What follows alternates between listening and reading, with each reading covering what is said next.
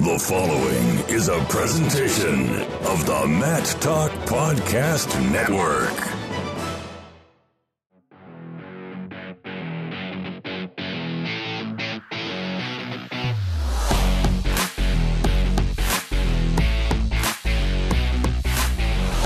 It is time for On the Mat.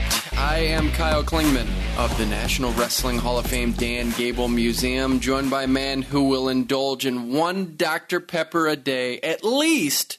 That's Andy Hamilton of TrackWrestling.com. Will you ever go over your limit of one? I tell you what, Kyle, I've cut it back a little bit, and I've had some pressure on the home front to cut it back a little bit. I feel guilty for having... I don't have one a day anymore. What is it now? I don't know, maybe a couple a week. Couple a week? You're that? Okay. Yeah. Because there's a Dr. Pepper, and no one can see this, of course, because you're listening, but there's a Dr. Pepper on the table here. So I hope There's some left in there. Yeah. It's probably been there for a while. I hope you'll recycle it. I will recycle. Okay. What do you think our guest today, Sean Bormet, would think about you drinking Dr. Peppers? He's a pretty fit guy, and I'm really excited to have Sean Bormet on the show. He's first-year head wrestling coach at Michigan. He's been with the program for a long time, wrestled there, but he gets his crack at taking a head coaching job in Division I, which is the crown jewel in our sport. We'll have to ask him sometime what he thinks of Dr. Pepper. Maybe that's like a new question we ask. Like, what do college coaches think of Dr. Pepper? Just every guest we have, we should just ask them what. Yeah, I mean, because it seems like college wrestling coaches are, maybe split down the middle on whether soda's the worst thing in the world or whether you can enjoy one here and there. Gable, he's a huge Mountain Dew guy. It just doesn't make sense. Whereas the Burns brothers are the exact opposite. They just won't drink pop. Schwab, I think he enjoys some Mountain Dew here and there. I know Chris Bono was telling Sparks one time, Shane Sparks was down in a soda, and Chris Bono, the famous line was, would you put regular unleaded in a Ferrari or a Lamborghini? I think that's what... So we'll have to get a sampling of opinions. I think so. I think that's a good line of questioning, just across the board. What do you think about pop? Remember, or people around the country might not even know what we're talking about. Pop. Well, soda, sugary drinks. Yeah. I don't know what we have. Remember when the guys from Allendale were here a few weeks back, and Gable was telling the story about how were you there when he was telling the story about how they'd mix in some Mountain Dew? The Burley juice. Yep, Burley juice. The Burley juice. Great story. And Gatorade has a lot of sugar, too. Gatorade and Mountain Dew is the drink that they refueled with after weigh-ins, right? It's just pretty amazing to think about in hindsight. But just nice jolt of caffeine. You get some of those electrolytes going back through. So you get energized, focused. Focused. And it's so good. Makes you so strong. Yeah, it does. It's all those things. And I think that, going into this 2019 season, I think that Sean Bormet is really the right choice. I'm glad he got that job. He deserves that job, given his history and what he's done. I think he gets a fair shake at this, and I think he's going to be a good coach. Well, it sure seemed like things were pointing in that direction for a while. At least from my vantage point, it seemed like, all right, when Joe McFarland's time is up, when he decides to hang it up, that's going to be Sean's job. And he's got a roster that's pretty strong coming back. You lose a couple guys in those upper weights with Adam Kuhn. That's a huge loss, obviously. Dom Abinator making the stand finally after numerous round of 12 appearances. Those are big losses, but you start that lineup with Micic coming back. You got Amin coming back. You got Pantaleo coming back. Massa, so on and so forth. There's just a lot of firepower. And then you supplement that with Kanan Storr coming in. You got a powerful recruiting class. Joey Silva coming in. Mason Paris coming in. Cadet World Champ Will Lewan coming in. And then they've backed that up with a 2019 commit in Kurt McHenry, a couple-time Cadet World Champ. So their foundation is strong and will be, I think, for years to come, as long as they can keep those guys healthy, keep them all moving in the right direction. But I think they're think things are trending upward for Michigan wrestling. He's an energetic guy, too, just being around him. You can tell he really is all in on the sport, and we get a chance to talk with Sean Bormet, so stick around for that interview. Our topic, again, is metrics in wrestling, and I think people are pushing us to find a solution, namely Justin Tritz, who is the owner-operator of TrackWrestling.com. Is that the right terminology? I want to make sure I give him the right founder, title. Founder, general manager. Okay, I think Travis Shives, a loyal listener of ours, VP of Sports up at Sports Engine. I think Travis is intrigued by this stuff too. He was blowing us up on via text message here a couple weeks ago, last week I think, challenging us to push the envelope here a little bit. We're great, Kyle. One of our strengths is passing off work to others, coming up with ideas. But we're generating it now. The more we've had some dialogue and we're discussing it, we're coming up with some real metrics. And the more that you bring up ideas, it kind of generates more ideas for me. So it's the healthy dialogue that we're having. And I think we've come up with somewhat of a solution. And I think that we are on the very infancy stages here, but I think we have some ideas on what could happen. We need to pull some numbers people into the game here. Some people that deal with numbers, statistics on a regular basis. But I think we're on the right track. I think with we some. are too. Yeah. We like to, so much of our business is like a copycat business, like with ideas that come from other places. And one of the things that, we talk baseball a lot, and baseball is such a great game from a numerical standpoint that they have really evolved. The sport of baseball has really evolved when it comes to analytics and things like that. One of the things that you look at now in newspapers or even online, and next to the standings, you'll see run differential now. Runs scored, runs allowed, differential. And over the course of 162 games, and we've even seen it for the first half of the season, by and large, we were looking at this the other day, and we can pull it up again here, but by and large, the teams that have the highest run differential on the positive side are the ones at the top of the standings. The ones that are the worst run differentials are at the bottom of the standings. The ones that are hovering right about zero are right in the middle. I think, what did we look? That there were only 3 teams in the big leagues that had a negative run differential and still had a winning record. Yeah, that's what it was. And this is still a little bit of small sample size. We're not. I think over the course of 162 that will get evened out, and the run differential will be reflective of where teams are in the standings too. So we're kind of playing around with this a little bit. One of the challenges that wrestling poses to us, and that we're kind of filtering through, and we don't know if this is necessarily the right choice, is that in baseball, football, basketball, there's nothing that ends the game immediately. I mean, there's nothing that says, hey, the game's over within 1 minute, and so we have to deal with that in wrestling. So what do you do with the fall? So our solution to that was to make a fall, and this is strictly through college wrestling, worth 22 points. Because the most possible points you can get for a technical fall is 21 points. If you're up by 14, you can get a 6-point move plus riding time.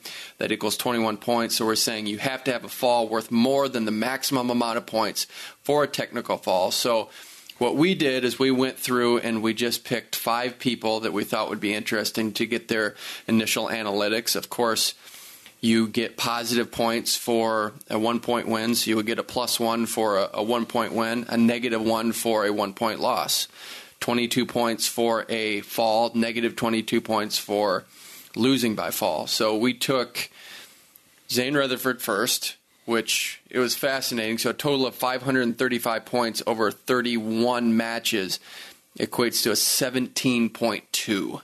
So you average more than a technical fall. More than a technical fall. Yeah. Incredible. Yeah. I mean, that is just ridiculous. And let's rewind just a minute here. The reason we're doing this, too, is the fact that we've been banging the drum over the course of, I don't know, probably a year plus now, that college dual meet scoring needs to be revamped. because one of the examples is that I keep going back to is Brandon Sorensen versus Anthony Kalika in the dual meet a couple years ago down in Stillwater. Kalika won by 1 second of riding time, and that equals the same amount as if you beat somebody 7-0 with 5 minutes of riding time. Yeah, and that just doesn't equate to that's not fair. Doesn't paint the same picture. It doesn't, and not anywhere near that. And just from the vantage point of, think what it does for the fan to be there and to just look at the scoreboard all the time and see where you are, and to know that it's a constant flow of activity and the score is cumulative and you're watching the clock just like you would in basketball. At the end, it's like you get 3, you get 4, you get 5, or you get 6. And some people don't even know what it is. They've been following it for 10 years and they still have to ask, what's the differential for a major decision? You eliminate all that. You add a new dynamic because you're following it throughout the entirety of the dual meet, and it pushes you to score points even if you're losing. If you're down 7-2, what do I care? If I lose 7-2, it's still 3 points. Hey, the guy that's down 7-2 can close the gap and make it 7-4. You just saved your team some points. You added to the cumulative points. And so right now, we don't have a system where dual meets really count for anything. Why not do it? Why not give it a try? The naysayers are going to say if you get a fall and then the other 9 guys win by a point, you're going to win the dual meet. I say, fine. I'm okay with that, because if you're putting a premium on the fall and dual meets really don't matter and the matches still count for your record and what you do at the Nationals, let's have fun. Let's roll the dice and see what we can do. Kyle, I think back to the biggest dual meet that we had this past season, and one of the biggest dual meets we've ever had. Ohio State at Penn State comes down to the final match, Kyle Snyder versus Nick Nevels. And unless you're sitting at home keeping score on a notepad or your laptop or whatever, the cumulative points, you don't know how many points Kyle Snyder needs to win by for Ohio State to win the dual meet. And if you're in a sports bar watching it on TV and you can't hear what they're saying on the Big Ten network, you don't know. So I think that it's one way that makes our sport easier to follow. Yeah, makes it easier to follow, and it's fun. And not to mention, it also increases activity, in my opinion, because I keep going back to 2013 national duels up in Minneapolis and 2,400 people in the stands, and that's a whole separate conversation. But when I was up there, the drive home from that event, I spent 4 hours in the car thinking about dual meets and college wrestling and how can we make this better and what's wrong and what can be fixed. And I watched a lot of matches that weekend where guys would be up 2, 3, 4 points in the third period and nothing is happening because there's no incentive at that point to take risk. You know, you get one more takedown, you get 2 more takedowns. If you're up 2, you got a lot of work to do in the third period to get a major decision. And the risk versus the reward, putting yourself in danger, costing your team, potentially 6 points, maybe even more on a swing, not worth the reward. So I just think from an activity standpoint, I think we need to find a way to reward the guys that are winning by 6 and 7 points more than the guys that are winning by 1 point or 2 points. So who's the coach that would at least just try it? Say, of course the NCAA is not going to allow it, but just say, we're going to try this just as an exhibition to see how it shakes out. Get 2 coaches on board and just see what it looks like. The problem's going to be the pin. Because if you're up 8-4 and then it ends the match, you have to take away points. How is that going to look when you get 22 points? Is there going to be a math equation that you have to take at the end? So maybe you do have the cumulative scoring. You see it throughout. It's like the fall happens. Now we have to take away all those guys' points and then give them 22. That's going to be a little awkward, but that's something I think you can People adjust, right, though? Yeah, they do. It'd be kind of cool, too, though.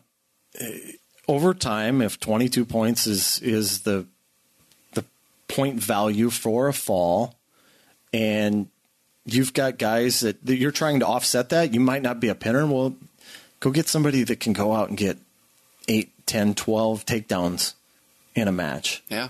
That can set the world on fire on his feet. So I don't know. Like, who's the coach that would do it? Yeah, I mean, I don't know. Look up at that board. Look up at our whiteboard. How many names up there do you see that would jump on? Like Tom Ryan comes to mind. I think Tom Ryan's like a progressive-minded guy that could see the value in this. I think Doug Schwab would do it. I've had conversation with him about that. I think so. He said coaches aren't really on board with that thinking, but I think Doug likes it and would try it. And if you got another coach that would hop on board with it, I think it might be a younger coach to do that. But I think there's some possibilities there, and just give it a try. Just, of course, have your regular scoring, but then just see what it looks like, see how the fans react, and just give it a try. Maybe it's even at the All-Star meet. Why not try it at that exhibition? Go in East and West and see where it shakes out and just try some new concepts. Doesn't hurt. Yeah. So after we get done asking them their thoughts of soda, from now on, we got to ask their thoughts on soda, and we'll ask their thoughts on, are we on to something here, or have we lost our marbles thinking this way? I'm with you. Every single coach we have on, we're going to ask him that question. Yep. I think we're spot on. You just really invigorated me to think about that, because that's got to be a line of questioning. I don't know when we do that in the interview, but we're going to ask him about that. So we said 17.2 for Zane Rutherford, which is ridiculous. That's insane. And the other thing you can do, too, this is we talk about breaking down metrics in Major League Baseball. You can do it so that it's metrics against Division I opponents, so that you can see where do they really fall against D1, against D3, D2. Break it down, too. This is cumulative, so this includes many other competition. This could include junior college, D3, D2. So you could break it down as much as you want, but this, for the season, he had 17.2. Contrast that with one of the rivals of Zane Rutherford, 8.45 for Brandon Sorensen of Iowa. Had a few losses. Pretty good, though. Yeah, winning by an average of like every time out, you're scoring 8 points more than your opponent. Yeah. And pretty good. Cordell Norfleet, Arizona State true freshman, Pac-12 champ, kind of hovered around 500 most of the year. And what did we say his final record record was 12-13. 12-13 and a negative 1.12. So averaged a loss by 1 point. It's about what you would expect from a guy who finished 12-13, right? Yeah. I think so. I mean, right where it needs He to be. had, I think, a DQ in there. We docked him 22 for a DQ. Yeah. Right, so we counted, I think, defaults and as long as DQs. The match wrestled. Yep. The same as they would be scored as a fall. So if it was a forfeit, we didn't count it. So there actually has to be some wrestling competition that took place. So if you go out and get your hand raised without anyone a second of time clicking off, we don't count it. Which I don't think you should. I don't know. Maybe that's a debate for another show. It could be, but I don't think so. I think you have to have to wrestle a match, because a forfeit means nothing happened. You're just getting free data, and I don't think that should happen in my mind. But what if you're Zane Rutherford and you're overwhelming everybody, mauling everybody, and they don't want to send somebody out against you? I mean that's fine. I understand your point. See, but he loses a chance at 22 there. I agree, or he gets saved from a potential loss, which we know that ain't going to happen. We know that's not going to happen. Dean Heil, who gets ripped on, everyone talks about how he didn't score many points. Actually had a 6.5 on the season, and that included, 5 losses, did we say? Yeah. 5 losses on the season, so he averaged a 6.5. Had some falls in there, got pinned a couple times on the season, but had some 22s, which, again, we're counting for falls. Tommy Thorne, 3.87. And his record, I think you had the 18 record. 18 and 13, if I'm not mistaken. So that's a pretty high margin there for an 18-13 record. 3, that's 3 seems like it is reflective of an 18-13 mark, right? Yeah. Seems like that's about what an 18-13 guy should be. You broke down the data. You had a run there of losing by fall, won by fall, won by fall, and lost by fall, so that cancels everything out. Yeah, he was a lot of pin or be pinned there, right? Yeah, he did. And, man, that's And we're just given the 22. The one thing that's hard is what to give the fall is the 22. We're just saying it's one more point than the maximum you can get for a technical fall. So I don't know if that's the best numerical value, but I think it's fair. I think it's pretty close. I don't know that the first thing in my mind was 20. I think 22's for the reasons you laid out. You can't score more than 21 in a regulation match, and it takes some bizarre circumstances being up 14, going feet to back in the closing seconds and having time expire so you can add on your riding time point. I agree. So,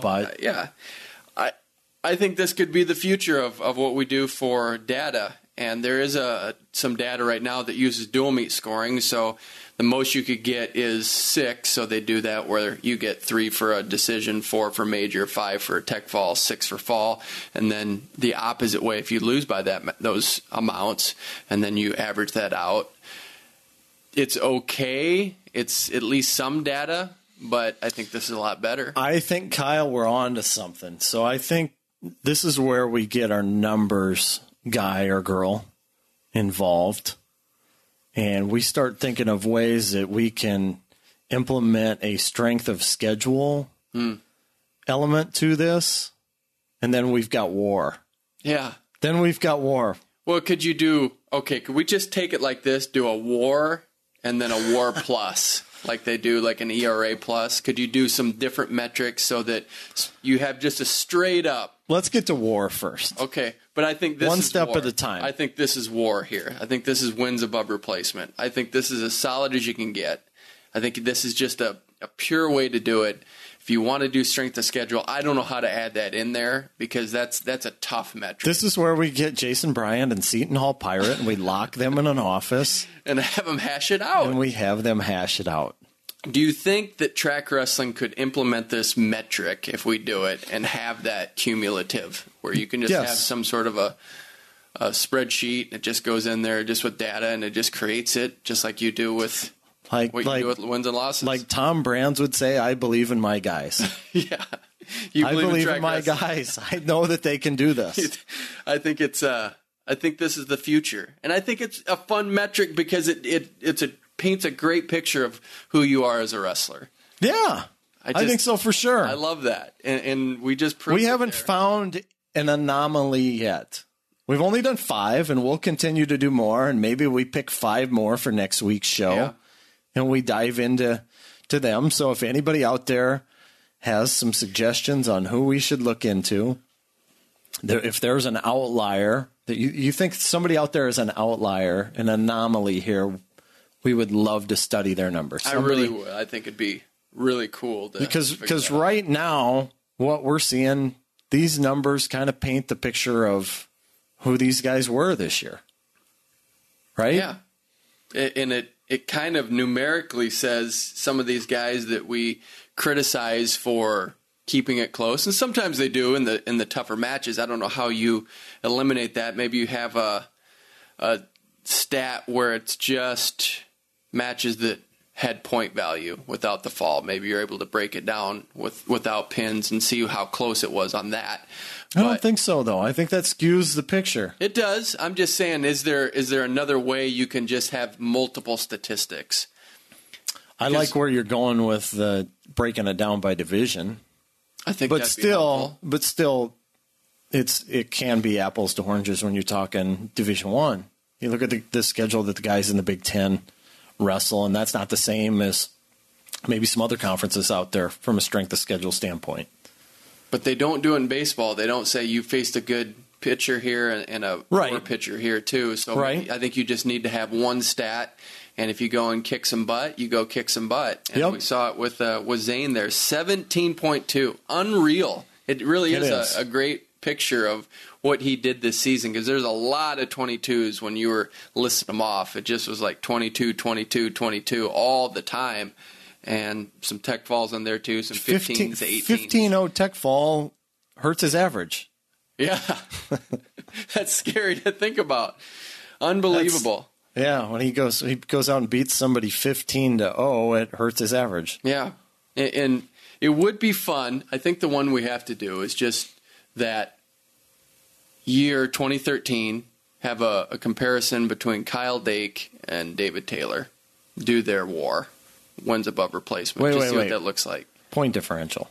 Yeah. Aren't we calling this WAR? No, we got to add other elements to WAR. So you're saying this isn't full WAR. We're just getting started. That's what Seton Hall Pirate and Jason have to hash out. So we're calling this point differential, PD. This is point differential, yeah. Okay, this is our PD.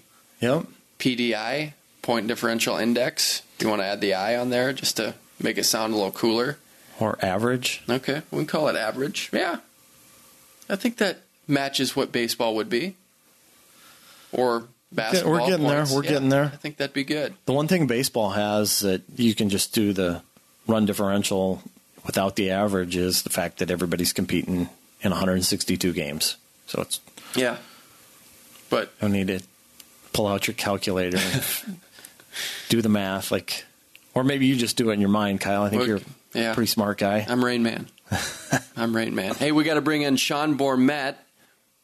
He is the new head wrestling coach at the University of Michigan. He also wrestled there, was a 2-time All-American. Sean Bormet, how are you? I'm great. How are you guys? Hey, we're doing great. You were just at Junior Nationals, spent 3 days there in Fargo, North Dakota. When you go to a great tournament like that where you know there's just a slew of great talent, what are you looking for, Sean? We're at this point with the nature of recruiting, we're really starting to identify some of the younger kids, freshmen, sophomores that potentially could fit our needs for the roster. And then we're scrutinizing a lot of the juniors and watching them compete pretty closely, to fill some of the roster needs we have. Really we're just looking for kids, love to compete. I think with the freestyle, we're there, I like to be there to watch because I want to see how they're scoring points. The kids that are winning, I want to know how they're scoring and have a good gauge on if some of those skills how well they're going to translate to the folk style. So I think seeing the wrestling is important. And I just found, I do a lot of recruiting, watch a lot of film on recruits on video, but I think it's hard sometimes to judge true speed on video. So, in Fargo, it's nice because, in those early rounds when it's packed, we're up in the stands, but as the tournament's starting to thin out, we can actually get on the floor and kind of get close to the mats and really, just kind of get a true gauge of their speed and some of the other physical attributes. Sean, what goes into getting yourself ready to scout at Fargo when you've got, 30-plus mats there and everything's happening so quickly? I imagine there's got to be some systems that you have in place to prepare yourself for that. Can you describe what all you do to get yourself ready to scout up there?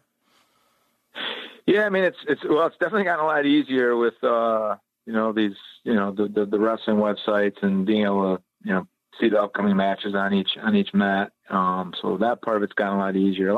Most of it starts with our just kind of internally looking at our roster, several years out, kind of trying to predict where our needs are going to be,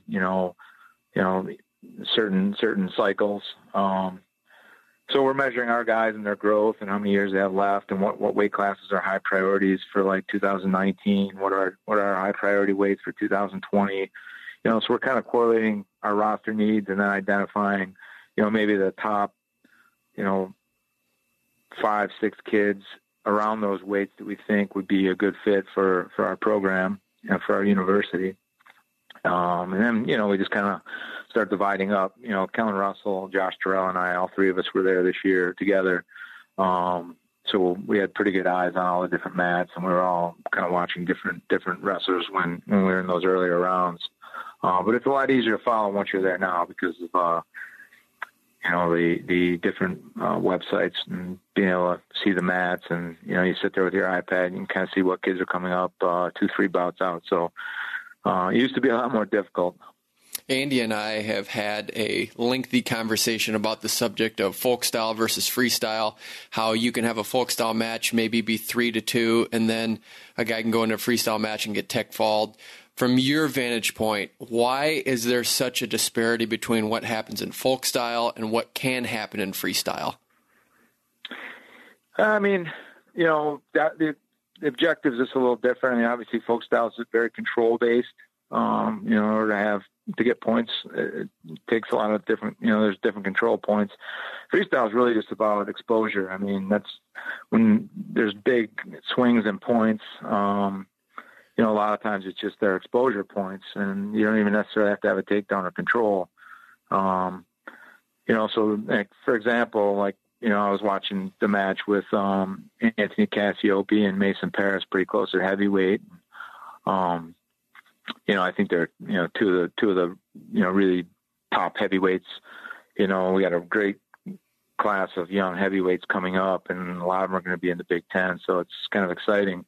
But just watching that match, it was, similar. It was, they're actually like, from a folk style standpoint, they each had one takedown. And a lot of, Cassiope's other points were from, a couple gut wrenches and, an exposure off a front head position. And, so just kind of freestyle positions and exposure versus, true folk style, like, control points. That's the biggest difference. And, and there's a couple positions, in parterre, like a leg lace and some of these things where, once you get in a hold and the guy starts turning you, points can blow up quickly. And that's from a recruiting standpoint, that's why it's important. I want to see how the points are being scored and, make sure that the skill sets to secure and have control and score points and folk style are going to be there. Now that you're the new head wrestling coach at Michigan, is there an introductory process that you have to go through? Do you have to make kids aware of who you are? Are they pretty savvy on where you've been and that you've been part of the program for a long time? Yeah, I think a lot of kids, were familiar just because I've been here and I've been doing a lot of recruiting and, I've been out scouting and I've been, freestyle wise, I've been out, with our guys constantly over the last 7 years. So I think, a lot of kids that are in tune with college wrestling, there's a lot of familiarity, not just with myself, but our entire staff. So that's been a pretty smooth transition. I haven't ran into too many people that weren't aware of the news. And there's a group of kids and like really good kids that are emerging and even like coaches that, were pretty familiar, and I had good contacts and good networks with most of these different coaches, and kids were familiar with me just from the club system too, because I was entrenched in that for so long, and I was in Fargo for, basically I think I've been at Fargo every summer since 2001. So, I got a pretty good base of contacts and familiarity with a lot of the top areas. Did that process that you had getting the head coaching job, where did that start? Did you have dialogues with Joe McFarland early in the season and you knew this was going to transpire? Did it catch you off guard too? No, Joe and I had conversations over the years and even when Joe called me and contacted me back in 2011 when I was running, overtime in Illinois, that was part of the initial conversation because, I built up my club, to a very, very high level there, and it was really important to me. So, when he originally called me in 2011, I kind of wanted to know, not just what the initial opportunity was, but, what would the opportunity look like for down the road. And, at a point when felt like he was ready to retire, early on, was that part of the conversation that, that he'd be comfortable with, me really trying to pursue that head coaching position with the administration. And, of course he was all for it. And, we've always had a good relationship. So we had conversations, here and there over the 7 years. And, it was important. Obviously I wanted the position, being at the University of Michigan was, it's kind of a dream job for me. But it was important for me that Joe retired when he felt like it was the right time for him. So there was a couple points we had those conversations and then, going into this season, we talked a little bit before the season and, he kind of hinted at the fact that he felt like this might be the right year and with the team we had and the guys that he was able to see through. And he talked a little bit about Cleveland. So, I just filed it away and, didn't really think about it. I just wanted to focus on the season and, I had some goals from a coaching standpoint and just wanted to stay focused on our guys. And, once the season was over, then, we talked again and things moved pretty quickly. Was that your end game? Did you always want to be a head wrestling coach? It's funny. I didn't really think about it, actually. I mean, even like when I finished wrestling in college, I knew I wanted to compete and wrestle freestyle. And back then, really the only option to do that was to be on a staff somewhere at a college where you could train and have resources. So I went to the University of Wisconsin with Barry Davis, Bart Chelsvig, and Matt Demeray, and then eventually, both the Steiners were there, and we had a really good group there training together. And I really only was there coaching because I wanted to train and compete. I didn't really have a long-term vision to coach. But then in 1997, it was January, I tore my ACL and I couldn't compete, and I was out for a while, and I pretty much just turned all my focus on to coaching our guys. And we had some really good guys back then. And, when I started doing that, I started to realize how much I enjoyed it and how much I enjoyed, like, really helping develop these guys. And that's when I started thinking more about coaching. We had guys like Donnie Pritzlaff there and Kevin Wilmot, Corey Wallman, and Cole Clausen, some middleweight guys that I really enjoyed pouring myself into them and seeing them succeed. And that's when I really started to think about coaching. But even at that point, I didn't necessarily know or think about, being a head coach at a college. Because then shortly after that, I opened my club, back in Illinois, and I did that for 12 years and really enjoyed that. But when the opportunity came to go back to Michigan at that point, with the different skills I developed, running my club, at that point, that's when I really thought, the end mark and the end goal for me would be to become the head coach. And I wasn't sure if that'd be at Michigan or not, but I'd hoped and I'd worked for it to be at Michigan, because that was obviously my first choice.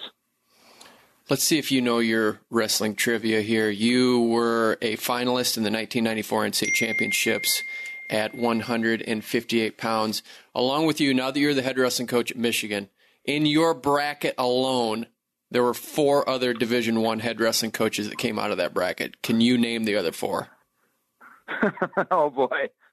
Isn't that cool? I mean, think about that. How that's the crown jewel of wrestling, to be a D1 coach, and you had 4 other ones beside yourself in the bracket. Yeah, no, that's really interesting. I have to think about that. Let me think. I know.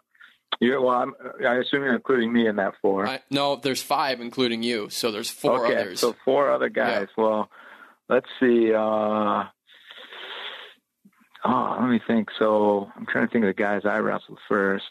Well, Dan Wernsberger, right? Yep, that's one. I don't even know, to be honest with you. I mean, I've always thought about how, and I've told our guys sometimes, like, the bracket I had my senior year actually was probably the most difficult, like, path and bracket I had of all my 4 years of college. Well, yeah, you can't always assume as you get older it gets easier, because it doesn't. Year to year, there's always new guys coming in to each weight class. Well, yeah, and I'm going to give you the answers here. So you said Dan Wernsberger, Scott Goodale was in that bracket. Oh yeah. Yep. And then also Tony Roby was in that bracket. And let's see, it's Scott Goodale, Dan Wernsberger, Tony Roby, and now I'm missing one too. You. And we got to see who else. I'll figure it out here. But those are the 4 I came up with. Jim Andersey. There you go. There was the other one. Oh, okay. Yeah. So 5 out of your bracket. I don't even, I never really studied the bracket. I just know who I had to wrestle, and I didn't wrestle those guys. So I knew, I wrestled. I remember, I had Joe Williams in the quarters, and I had Marcus Malik on the semis, and I had Pat in the finals, and those 3 racked up a lot of NCAA titles. So those are the guys I remember. Yeah, 9 titles between 3 guys. That's not too bad. Yeah, it was a tough weight, and it was a great bracket. And even Earl Walker was in that bracket. So it was that's impressive. I didn't know. That's a great stat. What was it like going into that match, knowing that you were going up against a guy in Pat Smith, going for his 4th NCAA championship, history? You were on that the other end. What was that like going into a piece of history there that everyone wanted it to happen, except for maybe you? Yeah, I didn't really. didn't really think about him going for the 4 titles. I mean, I had competed against Pat before, you know, in high school at the junior nationals our senior year. We wrestled in Vegas the year before our junior year, or maybe it was a senior year. Well, we wrestled in Vegas once, and we wrestled in the All-Star match once. I mean, for me, it was just, you know, I knew he was a good, you know, he's a great competitor. And, you know, early on, I didn't follow wrestling as close as probably some other really good kids in high school. You know, so I didn't, until I got closer to the junior nationals my senior year, I really wasn't that aware that, you know, how good his brother was. And like, I just really didn't pay that close attention to those things. But, you know, then I started to realize, like, you know, the great opportunities he had at a very young age, you know, being around John and being around Kenny Monday and some of these other great wrestlers that were much older, and having that exposure and being able to, like, you know, I'm sure he was training with those guys a little bit, or at least rolling around and being on the mats around them. And what a great opportunity that was at a young age for him. So I knew, and it made sense to me why he was so good young. Right. You know, and then through college, really just, you know, obviously I wanted to win an NCAA title going into my senior year because I fell short my junior year. And ended up third, but, you know, so for me, I was just mostly focused on what I needed to do to beat him and wanting to win my own title. I didn't necessarily think so much about trying to prevent him from winning 4. It was more about winning mine. So, but he was a great competitor, and he drove my level of wrestling way up because he was at such a high level coming into college that, you know, he technically and tactically, he was very, very good. So he definitely raised my level quite a bit, knowing that he was the guy I always had to beat. All right, let's test your trivia a little bit more. I think you'll get this one. In 1993, as you said, you placed third. You were the number 2 seed. The number 1 seed now has a connection with one of your athletes. Do you know who the number 1 seed was in 1993? Yeah, Matt Lindland. Yep. I remember clearly because I remember warming up for my first round match, and I remember watching him wrestle Earl Walker. And I wrestled Earl Walker at the beginning of the year at the Ohio Open, first round at the tournament. And I had no idea who he was. And all of a sudden I found myself in a really tight match, and I ended up going to a sudden victory, and I beat him. But I knew how good he was then. And when I saw Matt drew him first round at the NCAAs, I remember just thinking in my head, like, wow, that's a tough first round match. And if Lindland doesn't know who this kid is, he's going to find himself in a war. And sure enough, I was warming up for my match because obviously I was at the bottom of the bracket being the number 2 seed, and I watched Earl Walker beat him pretty handily and really catch him off guard. And then, you know, I ended up getting upset in the quarters, and then I had to beat Earl in the blood round to continue wrestling. So I remember that pretty clearly. Sean, how did overtime get started, and how have you seen the club system change in the period of time since you launched that club? You know, my idea to start it really started, around 97, 98. It was when I had my ACL. So Barry had me out doing a little more traveling and recruiting because I wasn't able to train. And I actually went out to New Jersey, and I went to the Edge, which was really the first club of that kind. Ernie Monaco was the first guy to really do it. And I went out there to watch practice and watch Donnie Pritzloff and Griff Powell, and there was a few good kids there, and he had around the weights we were recruiting. So I flew out there and went to the club and spent some time there watching some training. And, you know, I was focused on the recruiting and watching these guys. But in the back of my mind, I kept thinking, like, this seems like a great system, and it's definitely something I feel like could work back in Chicago where I grew up, because I think you need a certain population, you need a certain investment in the sport to pull it off. But I just kind of filed it away in the back of my head, you know. And then I kept competing for a couple of years, and then 99, 2000, I went back to the University of Michigan for 1 year. Joe McFarland got the head coaching job and called me, and I came back to be an assistant that year. And during that year, I started thinking more about the club, and I was getting ready, you know, after that year, whether I won and made an Olympic team or didn't, I was going to be finished wrestling and start moving forward professionally. And I decided that I was going to go back to Chicago and start a club, similar to what I saw Ernie Monaco do. So I started reaching out to some high school coaches, and my wife does serve at the time when she wasn't my wife then, but I met her, and she did survey research at the University of Michigan. She helped design some surveys and some different informational, tools that I sent out to a bunch of the local coaches and high school and club coaches around the Chicagoland area that really kind of helped me steer some decisions on whether I thought it would work and then how to structure it. So, at that point, after Olympic trials that year, we relocated to Chicago, and I was fortunate to really early on get connected with some great families that were really invested in wanting this to happen for the state. And, they all had kids, so they really wanted to see the greater opportunity for their kids. And the momentum just started, and there wasn't really anything like that. So I had some hurdles, there's some resistance with, I think coaches and other people just in around wrestling that they felt very conflicted that someone was actually trying to charge more money for wrestling and make a living on wrestling, rather than having the wrestling piece just be on the side. So I had some hurdles to get over, from a perception standpoint. And then there were some hurdles I had to get over because it's very territorial. It's very competitive in Illinois at the kids level. So I think a lot of club coaches at the youth level thought I was going to try to create some super team that I was going to compete with and try to take over the whole state. I really had no intention to do that. I actually never had a competitive club from a youth level.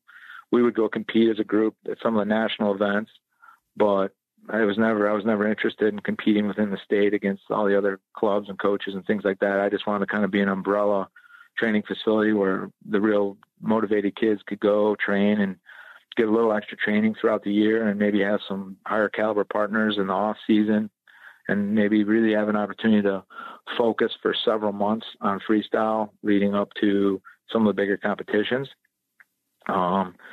So, once I got that early, probably the first couple of years, I kind of had to fight some of those battles a little bit and try to educate people more about what I wanted to do and what my vision was. And then it really took off, and, it was a really enjoyable, 11, 12 years. I learned a ton about the sport, on and off the mat, super valuable 11, 12 years, and super, enjoyable for me. What goes into a successful wrestling club? Well, I think, at your core, you gotta be in it for all the right reasons.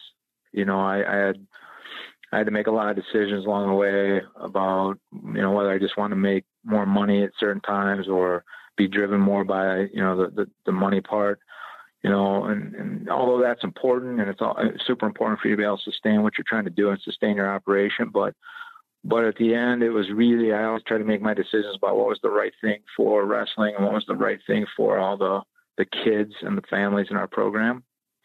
So that was kind of the driving force. And I think people, once they get close to it and they're seeing it on a daily basis, I think it's very important that that's what they see. That you care first and foremost about the process that you're going through with their kids and them as a family. And then also, that all that is in tune with what are the right things for our sport at the different levels.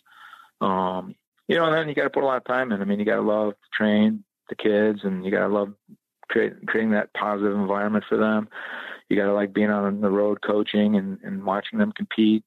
So it's a huge time commitment. And then when you're running it more like a business, you gotta learn the other aspects. I had to, figure out how to do the marketing and make that right. And make it in line with what I wanted. A lot of customer service, because I had some people asking me that same question this weekend. Actually, I was in Fargo, and I explained to them that a lot of the time you spend, you're working with a lot of families that their kids are just getting into the sport, or they're just starting to have a little success. So there's a lot of questions and a lot of areas along the way. You got to help maybe educate them a little bit on what the next step might look like and what the process, looks like on more of a natural scale, and it doesn't always pay off to try to rush the process of success in our sport. And, and so there were a lot of conversations, a lot of time just spending time face to face with people, talking about these things and helping mentor them be better parents for their kids in the sport of wrestling. That was a big part of it.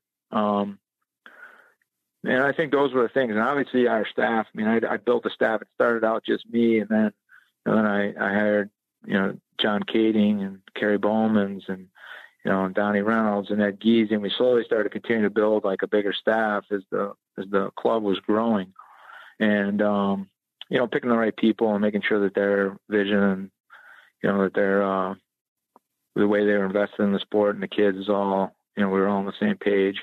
And that was one of the things that, ultimately was one of the most gratifying parts of it for me was when I started the club to when I finished, really I created basically 4 full-time positions in the sport of wrestling that didn't exist before. And, now it's great to see, I think the club system and that profession has really exploded. And I think a lot more people are doing it. And it's created a lot more opportunities to, have a salary and make a profession within our sport that isn't necessarily attached to like a college program or a high school program. You grew up in Illinois. What was your upbringing like? What was your family environment like? I grew up, my father was a union plumber. And, my mom pretty much just focused on, she was at home taking care of me when I was young, and she worked part-time. There's a couple like local hotels in like a kind of smaller community in the south suburbs of Chicago. And, she would clean hotel rooms. So pretty much a very blue collar upbringing. We kind of lived in a very blue collar area. I had no air conditioning, we had, I think, three TV channels growing up. It wasn't, but I didn't think much of it because that's kind of how it was around our neighborhood and the area we lived in. But it was, I was pretty active. My dad started me. I actually wanted to play hockey when I was about 8. I came home with a hockey flyer from school, and my dad, literally the next day I was staying on a wrestling mat because ice time was too far away. And, the sport, I think the point of entry in the sport was a lot more expensive at the time. And my dad wrestled through high school. And so he got me into wrestling, and, all my friendships quickly were formed through wrestling. I really, I loved it right away. And my dad and some other dads started a club when I was, probably by 5th grade, they started a club, and kind of grew that. And, I had a lot of great memories just competing and traveling. And that was a big part of my life, was doing things as a family and doing things with these other teammates of mine and their families. So, that was a big part of growing up for me in the sport. And then, when it came to high school, I had to make a decision to go to the public school or go to the private school, which was right down the road, which was Providence Catholic High School in New Lenox, Illinois. And, after evaluating the two things, it was very clear to me, Providence was the right decision because they had a very committed coaching staff to the sport of wrestling. And I knew my best opportunities to continue to improve and compete at a high level were going to that high school. And my parents made a lot of sacrifices to afford that opportunity to me. So, I was kind of in tune with that stuff. The sacrifices were being made to continue to give me opportunities in the sport. So I was always appreciative and tried to take advantage of them. But it was, from the time I remember really being 8, it was, really a big part of my life. Was it a fight for survival upbringing where you had to get in fights and you were you said blue collar? What'd you have to do to just kind of survive through that? No, it wasn't a real tough, that kind of area. There's some areas little, on the east side of Joliet that were very tough, and I had friends that lived in that area. It was very tough, very tough area, growing up. But the area I was in, it was just more, just blue collar, very, very hardworking, humble families. And, I remember about all my friends' parents too. Just very hardworking families, either union jobs or, factory jobs. And, as kids, I think we had a little more free time. Just our parents were working all the time. And, but we we spent a lot of time, like, working out together. I was lucky. My dad, he put some resources in front of me. I didn't realize when I was a kid, but as I got older in the sport, and especially when I started running my club and started looking at what other parents were doing with their kids, I quickly realized, like, my dad, he got a hold of a big wrestling mat, and we had an unfinished basement. He just put a big strip of mat down in our basement. He would, when he'd run across like old used weight equipment, he'd grab it and bring it home and put it in the basement. And so by the time I was probably like 6th, 7th, 8th grade, I would, when my friends would come over, that's what we would do. We'd go down the basement and wrestle around, or we'd lift weights, and, we'd be looking at weightlifting books and trying to figure out what we should be doing. I mean, we had to kind of learn it and teach ourselves. But the one thing that stood out is my dad never was down that basement with me. He was never standing over me, making me do all these things. He just put them down there. And once in a while he'd say, well, if you want to be better, why don't you put more time into this or that? But he never stood over me and made me do these things. It was always my choice. And I think it really helped me develop my own internal drive to work and improve and excel. And, then that was something my friends and I always did. I mean, we were constantly wrestling in that basement, and constantly, if we weren't doing that, we were running around outside playing football or fishing. And so it was, from that standpoint, I think it was a pretty normal, upbringing. Wrestling people, especially wrestling coaches, are known for having laser beam focus on wrestling. For Andy and I, the majority of our conversations revolve around wrestling. We can talk about baseball too and a few other things. Where do you fall in that spectrum? And if we had a conversation other than wrestling, what would we be talking about, Sean? Well, if you're talking with me, you could, I could probably participate a lot if it was anything, somewhat in music or weightlifting. Those are probably the only two hobbies I've had. I mean, I don't really follow other sports. I do watch college football, and I've always been pretty in tune with the teams in Michigan, so I follow, their teams pretty closely. But yeah, I've always been a laser focused guy in wrestling. I mean, some of the guys on our team, they laugh when I tell them stories. Like I never hit a baseball until I was 28 years old at a batting cage while I was doing a wrestling camp right next to one. I never had a mitt, never had a ball, never had a bat growing up. I couldn't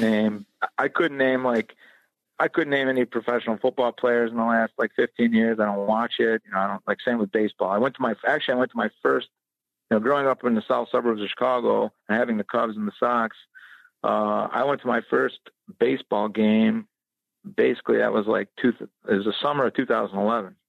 I was 40 years old when I went to my first baseball game. I mean, I just, those things, I appreciate them, but they don't really captivate my interest. I'm pretty much laser focused on wrestling, and I enjoy other things. But let's face it, in this sport, you have to put a lot of time in, and it's a working man sport. You got to like the work, and you got to like to hone your craft, whether you were as an athlete or as a coach. I think I'm a guy I'm constantly trying to improve myself, and I know the more I can do that, the more I can improve the people I'm trying to help. And that's what I really love. So. You couldn't talk to me about a lot of other things, probably. Well, I always thought you would have been good at mixed martial arts if you would have given it a crack. Well, yeah, it came around early. I did have one mixed martial. I did have one MMA fight. You did, huh? I did, and it's quite the story. It was back when we had the restricted earnings positions, and that's what I was at Wisconsin. So our salaries were limited at the time to $12,000 a year. That's all we could make. It was the NCAA maximum was $12,000 a year, and you could make up to $4,000 at summer camp. So the max you could make as an income was $16,000. So the year in 1997, I tore my ACL. I was out for a while, and as I started to come back, it was probably July or August. I was starting to be able to drill and get on the mat and do some things, but it was right when MMA was starting to grow quite a bit, at least within some of the U.S. wrestling. Rico Ciparelli and his brother started a little organization, and they called some guys, and they had Linlin and Randy Couture, Dan Henderson, and I think Mike Van Arsdale, and then myself. And they were trying to put together a team of wrestlers that would maybe get into MMA. And I was a little leery about it. And obviously back then, there wasn't, like the internet wasn't real, advanced at that point. And I didn't have a computer or internet at that point. So it wasn't like you could do a lot of research. Well, these guys called me like late July or August. And, they said, "Hey, would you like to go down to Brazil with us and enter a competition? And if you win, you get 10 grand. And all I heard was the 10 grand, because I knew that would almost double my salary for the year. And at the time, you're trying to compete and travel, and we had support, but it wasn't the same now. As these guys with the RTCs and all the bigger clubs that are paying for all your trips. I mean, it was much more like, you're living week to week here. So all I heard was the 10 grand. I'm like, I don't know. I said, I've been out for a while, and, with my ACL, I'm just starting to get back on the mat. I'm trying to get ready for the Sunkist tournament, which is at the end of October. And I'm like, I don't have like any training for this stuff. And they're like, "Oh no, it's a jiu-jitsu guy. These guys aren't very good." And they're like, Rico's like, "I'll come in, I'll spend a couple weeks with you, and I'll show you how to defend some of these jiu-jitsu positions." And he's like, you're going to kill this guy. And I'm like, "Nah, I don't know, and he's like, so he talked me into it, and I said, "Okay, I'll do it." And it was supposed to be like a 170-pound weight class, which is, I competed at 163, and I probably walked around at like 180. So it was literally 2 weeks later. So Rico comes in, he shows me how to defend a couple different jiu-jitsu positions. All I did was wrestling. And we get down to Brazil, and all of a sudden, all these things start changing. Like the weight class changed. It was like 185. So the guy was coming down from like 205. Then there was no gloves. It was bare knuckles, like no gloves. And now I'm worried about like breaking a bone in my hand. And I'm trying to get ready for Sunkist. And I just missed like 6 months with my ACL. So then also the guy that set the whole thing up was the ref. That was the other interesting part. He was the official. And so the guy I ended up fighting in Brazil was Vanderlei Silva. and he wasn't a jiu-jitsu guy, I found out quickly. And he was completely like oiled up. So when I started, like right in the beginning, when I started trying to grab him and wrestle him, he was completely oily. So I couldn't get a grip on anything, and the oil was in all over my hands. And at one point I'm like, I could quickly tell his striking was like, very advanced, and I was in way over my head in that department. I wasn't sure how I was going to take him down because he was all oily, and in the end, like quickly, like within like probably the first couple of minutes, I ended up kind of panicking and shooting right into a leg kick, and it didn't knock me out, but it wobbled me, and they stopped it right away, which was probably a good thing for me at that point. But I was so turned off by how corrupt it all was and felt to me, and how they cheated, kind of like I was so turned off by it. I didn't want anything to do with it, so I got back, and I just got back to focusing on my wrestling and, trying to make the 2000 Olympic team. But so that was my one experience. Maybe if my experience was different, I would have pursued it more, but, it's definitely an interesting story. Well, you have a guy that is experiencing a lot of success in two different styles, Greco-Roman and freestyle. Adam Kuhn, what a great story. Almost capped it off with a double world team.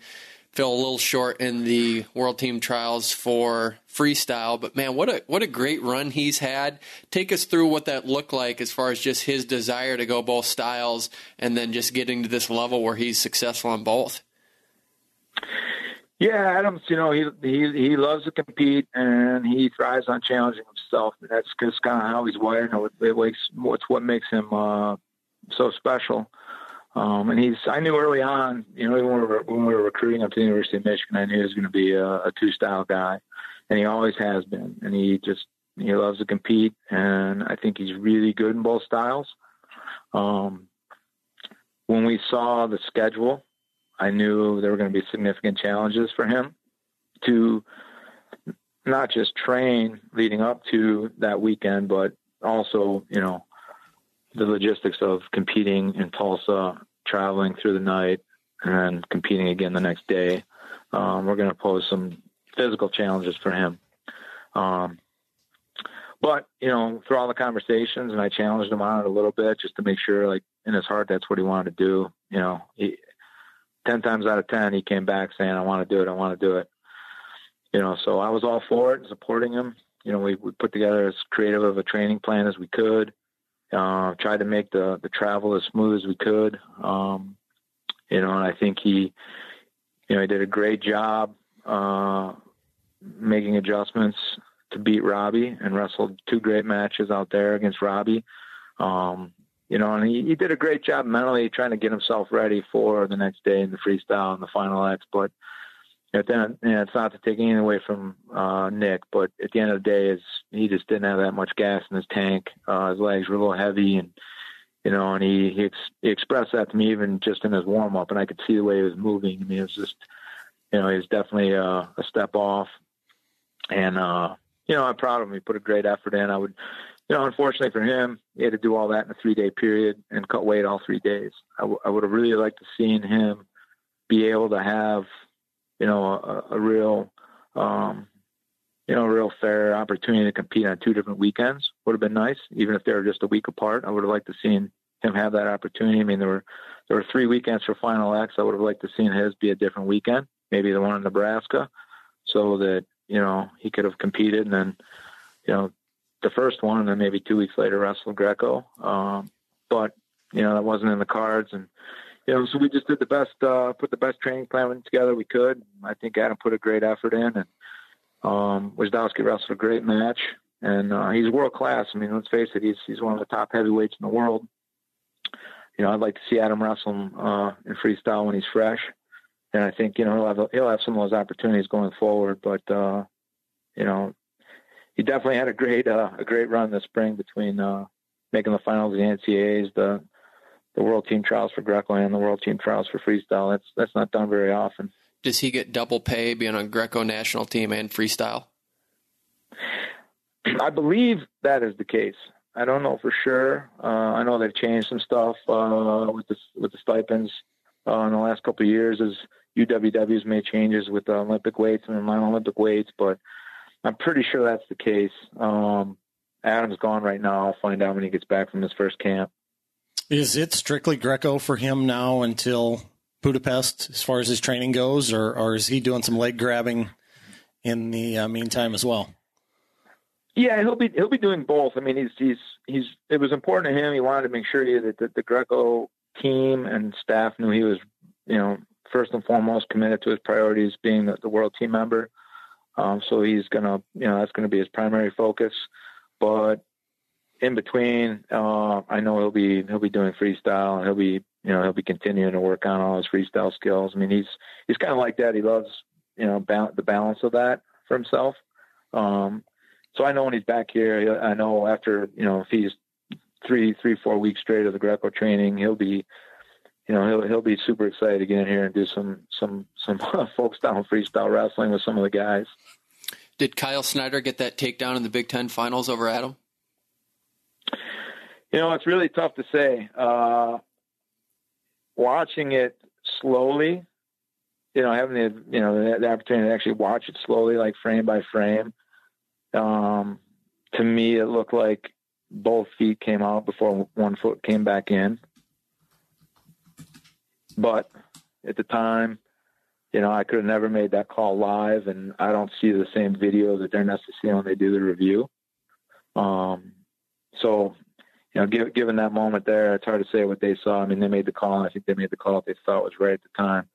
I've seen some different angles where it looked like both feet slid out, and then the one foot came back down to the ground and was inbounds.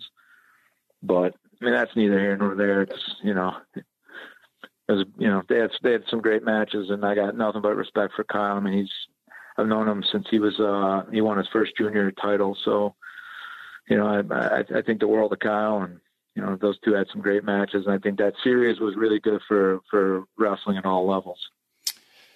You lose Adam Kuhn to graduation, but you still have a solid team coming back. Going in, knowing what you have coming back, what's the message to the team going into the 2019 season? Really right now we're just continuing to work off the momentum of this past season. I think we had a great season, but our guys, are hungry to win some individual titles. we got some guys that are really hungry and focused on winning titles, and they also know, when that's being done, the opportunities to win team titles increase. So that continues to be our goal. And, that's what the guys are, working and training and doing things throughout the summer with those goals in mind. And then we got a tremendous incoming freshman class. So, having them step into that mindset right away will, I think, continue to springboard our program, towards that goal. I was just out in Fargo, and we didn't have all of our young guys out there, but, obviously, getting it, these last couple weeks, getting a chance to watch Mason Paris compete at heavyweight.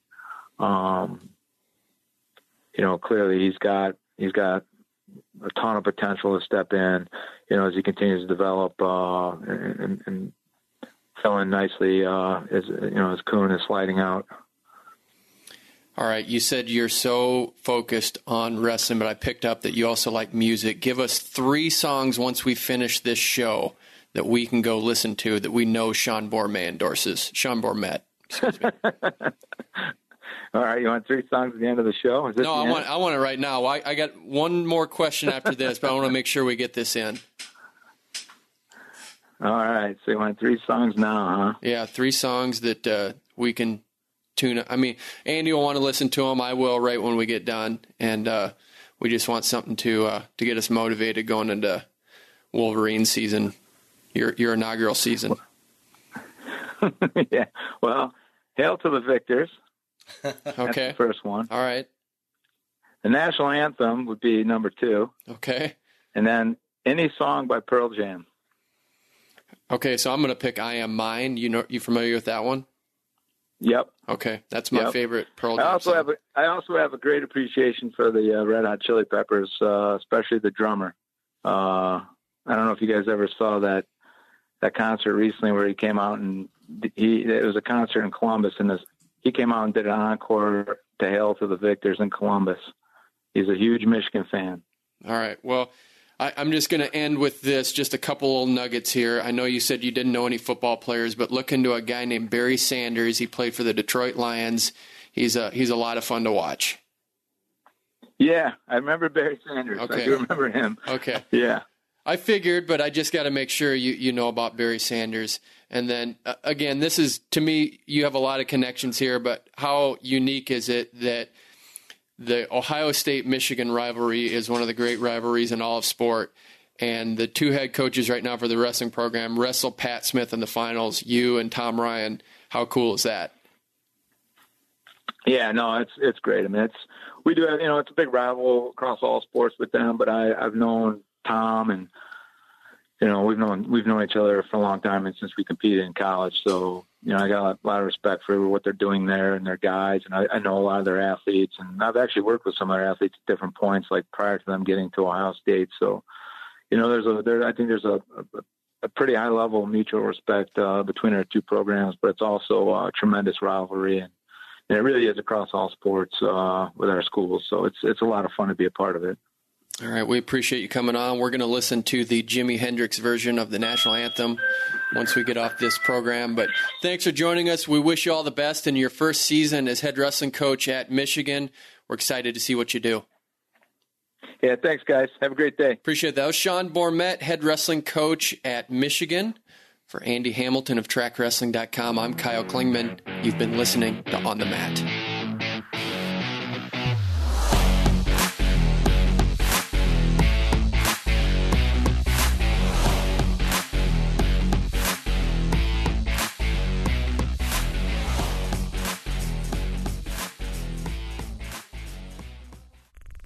This show is part of the Mat Talk Podcast Network. For more wrestling podcasts, head over to MatTalkOnline.com.